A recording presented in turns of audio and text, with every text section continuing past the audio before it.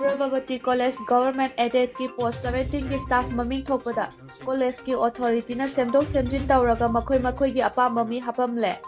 Approved posting dubu matam khara withheld the thambinaba. Directorate ki meeting ching simjari haina college Ashigi Maheiroi first time Geology Department dagi Asem Roshan na wafam khara thamlakli.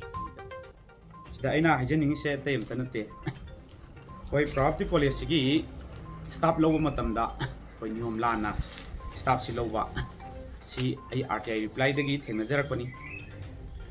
College gi staff loba matamda college gi authority na adukki matik koi aranba mongda koi staff kya lobagi report koi RTI reply da koi nama thengnajare. 12 science ki post ta thabak loba matamda koi 12 art section ba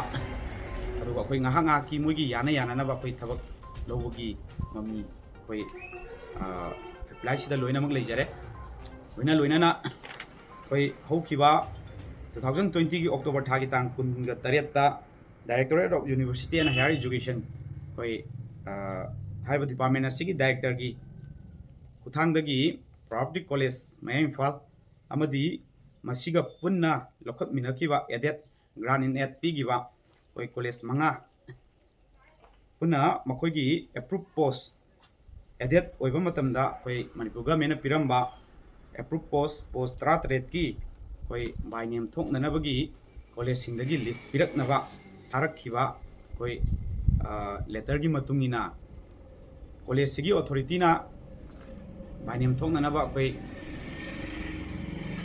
college sigi staff Directorate of University and Higher Education da thaba matamda aduki matik araki khuchabi makoi gi mi oibasina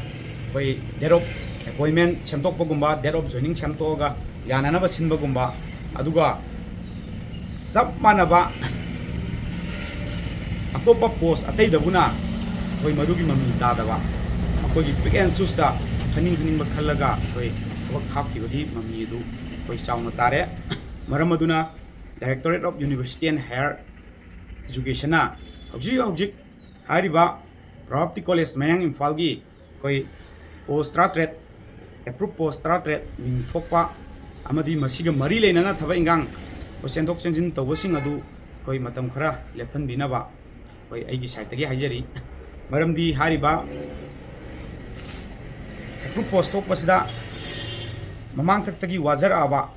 aduga asengba by name thokpada yawam thokpa mi kaya guna koi merit list da seniority same hajal laga koi merit list da seniority same da bida makogi pick and choose da makogi aning bapam da khallaga makogi mi oiba makogi aning bapam ba makogi apam jing adu kantok khanjin tawrakanda thagi bana maram orakanda hariba approved post ado matam khara hariba college asigi oina with held thambinaba directorate ki yeng chingchinjari loina hayengmak koi Directorate of University and Higher Education i director da su hariba mari leinaba se sang sing adu yawba koi darkhas ama ai sagi site tagi loina na victim oi horaba candidate sing site tagi hayengmak file tawrani aduga hojik nananabagi sem sariba sigumlaba approved post directorate asigi mayok da su koi High Court of Manipur da writ petition ama file tongnaba sem saba loijare haiba wafam si thamjabaga loinana haujogi director na chana hananaba semiba o approved post directorate asi haiba Pravabati College Mayang Imphal asigi di matam khara with held thambinaba nung singere. Thank you.